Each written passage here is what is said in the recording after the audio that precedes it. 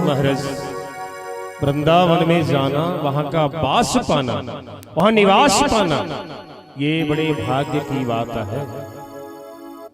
जैसे मैं कहूं महाराज, संसार में अनेकों लोग हैं, लाखों करोड़ों लोग, लेकिन वो हमसे भाग्यशाली नहीं है, स्पष्ट कह रहा है महाराज।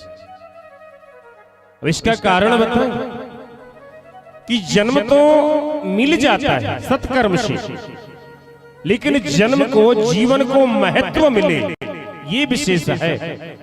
कितने लोग आते हैं चले जाते हैं, लेकिन सबका नाम सबको स्मरण नहीं रहता। कुछ लोग छटके आ जाते हैं जिनका नाम युगों युगों तक अमर हो जाता है। और हम भाग्यशाली क्यों हैं जानते हैं?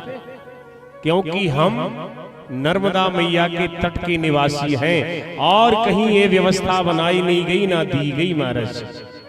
जो तत्काल पाप को काट देने वाली व्यवस्था, दूर दूर से लोग अपने पापों को काटने के लिए ना मैया में स्नान करने आते हैं, गोता लगाने। हमसे ज्यादा भाग्यशाली कोई हो नहीं सकता नर्मदा तट के अलावा महाराज कहीं और। वृंदावन का विशेष चरित्र, एक सेठ जी थे और महाराज वह वृंदावन गए ना, वृंदावन से जब लौटकर आने लगे तो एक भैया ने उनको कुछ प्रसाद दे दिया, प्रसाद का डिब्बा जिसमें मिठाई थी, मीठा था। बहुत बड़े धनाढ़ी व्यक्ति थे।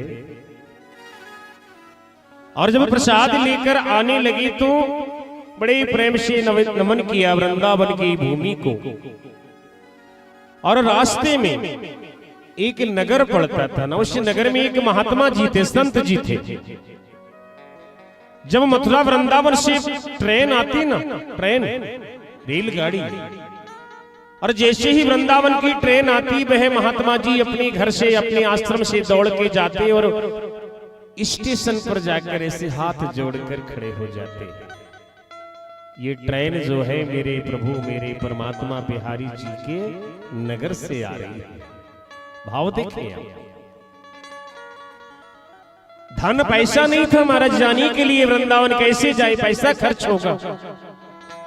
तो उस ट्रेन जैसी आए ना, उसको देखकर ही प्रसन्न हो जाते, बड़े प्रसन्न मन से कि मेरे परमात्मा के धाम से आ रही है ट्रेन। और जैसे ही ट्रेन चली जाए, महाराज जी अपने आश्रम में आ जाए। अब ऐसा महाराज कई वर्षों नहीं चलता रहा महाराज जी। जब वो ट्रेन आए ना वृंदावन की, ऐसे जाके एक तरफ खड़े हो जाए स्टेशन पे। अब एक दिन की बात, वह सेठ जी जिनको प्रसाद लेकर वृंदावन से लौटना था, वे प्रसाद लेकर लौटे और ट्रेन में बैठ गए। ट्रेन में बैठकर क्या देखते हैं, प्रसाद खोला थोड़ा सा पाने के लिए, भोग लगाने के लिए, उसमें बहुत सारी चींटियां पड़ गई थी, चींटी। और सेठ जी के हृदय में बहुत दुख हुआ कि अरे बताओ मैं कितना बड़ा पाप कर रहा हूं। ये चींटियां जो वृंदावन में जन्म लिया, परमात्मा की शरण में, उनके लोक में, उनकी पावन धरा, पावन भूमि पर, और मैं इनको जाने कहां दूर ले जा रहा हूं वृंदावन से, ये तो मुझे पाप लग जाएगा। सेठ जी को महाराज बहुत पीड़ा हुई कि नहीं, परमात्मा ने इनको जन्म दिया है वृंदावन में, परमात्मा के धाम में, और मैं इनको ले जा रहा हूं यहां से दूर। इनका जन्म जाने कहां कैसा रहेगा, कौन है ये, इसका तो मुझे पाप लग जाएगा।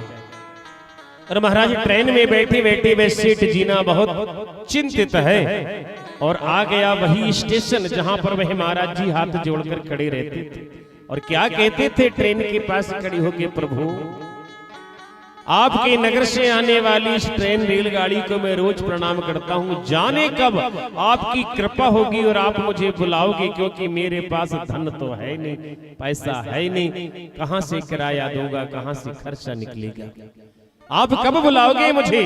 ऐसा विचार महाराज वह संत जी प्रतिदिन करते थे। और आज देखो योग बन गया। सेठ जी ने न आकर, और जैसे ही उस स्टेशन पे देखा कि भैया कोई वृंदावन जाने वाला है क्या, कोई जाएगा वृंदावन, अरे मुझे अति शीघ्र अपने घर पहुंचना है और मुझसे एक भूल हो गई, इस प्रसादी में कुछ चींटियां वृंदावन की मेरे हाथों आ गई। कोई जाएगा? तो ये महात्मा जी कहते हैं मुझे जाना, पैसा नहीं था महाराज। किसी ने पूछा तो हाँ कर दिया, बोले ये लो पैसे, और जब दूसरी ट्रेन आएगी ना वृंदावन की, चले जाना, मेरा एक काम कर देना, बस इन प्रसाद के डब्बे की जो चीटियां हैं इनको वृंदावन में जाकर छोड़ देना, क्योंकि इनको ले जाकर मैं पाप कर नहीं सकता। देखो परमात्मा की लीला, उनकी छड़ी कैसे घूमती है कि सेठ जी का भी काम हो गया, और महात्मा जी जो प्रतिदिन कहते थे कि कब बुलाओगे मुझे भगवान, कब बुलाओगे, उनकी भी सुन ली। और पैसे जब सेठ जी ने दिए, संत जी ने उन डब्बे को लिया प्रसाद के, जिनमें चीटियां थी कुछ, और बड़े ही प्रसन्न मन से दूसरी ट्रेन जब आई ना मथुरा वृंदावन के लिए, उसमें बैठ के हमारे परमात्मा के सुंदर धाम को चली गई महाराज वृंदावन।